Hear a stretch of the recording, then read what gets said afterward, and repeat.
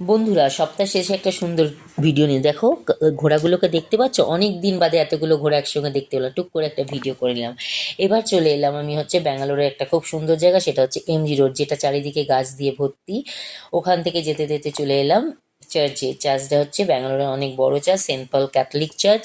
তো আমরা ভেতরে ঢুকতে পারিনি, কিন্তু আউটসাইডে আমরা ঘোরাঘুরি করছিলাম। ভেতরে যেহেতু একটা খ্রিস্টানদের বিয়ে চলছিল, আর প্রচুর আম গাছ আছে, বিভিন্ন ধরনের প্রচুর আম ধরেছে। সঙ্গে একটু আমরা প্রাণ খুলে নিঃশ্বাসও নিতে পারছিলাম, কেন ব্যাঙ্গালোরে তো নিঃশ্বাস নেওয়ার খুব প্রবলেম হয়ে যায়, এত গাড়ি ঘোড়া সব সময়, এত দূষণ। মানে এই জায়গাটাতে মনে হচ্ছিল যেন প্রাণ খুলে নিচ্ছে। আর দেখতে পাচ্ছ একটা উঁকি মারছে কাঁঠাল গাছ, যেখানে গাছটাতে ভর্তি কাঁঠাল। অত দূর থেকে ভিডিও করলেও গাছে কাঁঠালের গন্ধতে ভর্তি ছিল। এরপরে আমরা আবার বেরিয়ে পড়লাম।